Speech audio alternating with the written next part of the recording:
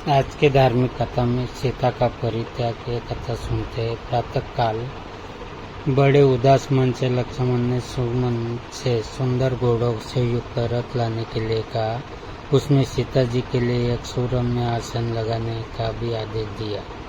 सुमन ने के पूछने पर बताया कि उन्हें जानकी के साथ महर्षियों के आश्रम पर जाना है। रथ आ जाने पर लक्ष्मण सीता जी के पास जाकर बोले, देवी, आपने महाराज से मुनियों के आश्रम में जाने की अभिलाषा प्रकट की थी, अतः मैं महाराज की आज्ञा से तैयार होकर आ गया हूँ ताकि आपको गंगा तट पर ऋषियों के पवित्र आश्रम तक पहुँचा सकूँ।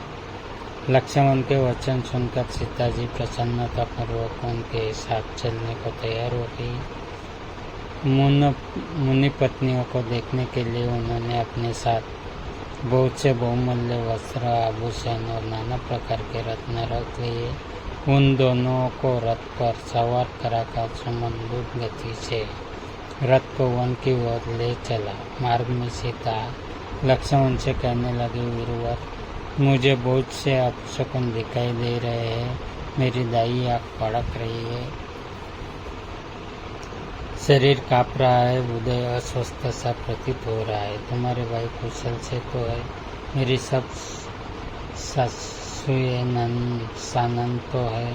सीता की अधीरवाणी सुनकर लक्ष्मण ने अपने मन की उदासी दबाकर उन्हें धैर्य बंधाया। गोमती के तट पर पहुंचकर एक आश्रम में उन्होंने रात व्यतीत की। दूसरे दिन प्रातःकाल वे आगे चले। दोपहर तक गंगा के तट पर जा पहुँचे। गंगा की जलधारा को देखते ही लक्ष्मण के नेत्रों से जलधारा बह चली और वे फुट फुट कर रोने लगे। सीता ने चिंतित होकर उनसे रोने का कारण पूछा। लक्ष्मण ने उनके प्रश्न का कोई उत्तर नहीं दिया और रथ से उतरकर नौका पर सवार हुआ।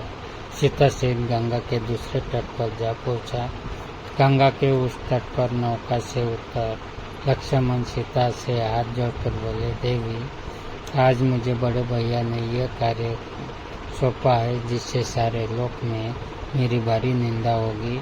मुझे यह बताते हुए भारी पीड़ा हो रही है कि अयोध्या में आपके लंका प्रवास की बात को लेकर भारी अपवाद फैल गया है।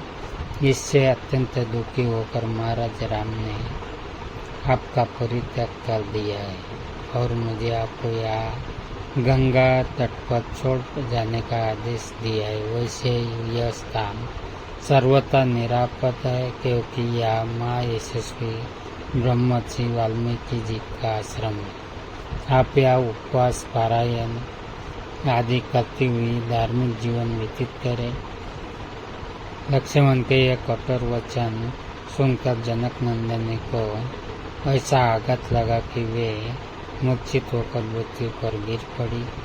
फिर चेतना आने पर बोली, लक्ष्मण, क्या विधाता ने मुझे जीवन पर्यंत दुख भोगने के लिए उत्पन्न किया है। पहले मुझे राघव से आज्ञा अलग होकर लंका में रहना पड़ा, अब उन्होंने मुझे सदा के लिए त्याग दिया।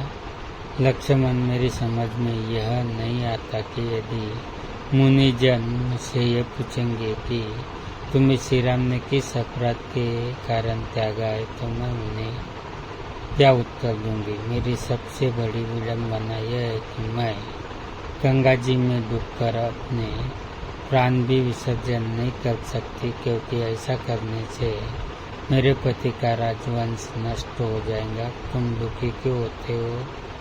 तुम तो महाराज की आज्ञा का ही पालन कर रहे हो जो तुम्हारा कर्तव्य है। जाओ, तुम लौट जाओ और सबसे मेरा सादर प्रणाम कहना।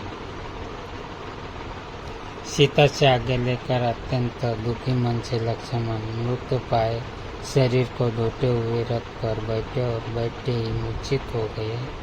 मूर्छा दूर होने पर वे फिर आंसू बहाने लगे। उधर सीता विलाप करती हुई चित्कार करने लगी। दो मुनि कुमारों ने सीता को इस प्रकार विलाप करते देखा तो उन्होंने ब्रह्मर्षि वाल्मीकि के पास जाकर इसका वर्णन किया। ये समाचार सुनकर वाल्मीकि जी सीता जी के पास पहुँचे और बोले, प्रतिवते, मैंने अपने योग बल से जान लिया है कि तुम राजा दशरथ की पुत्रवधू और मिथिलेश की पुत्री हो।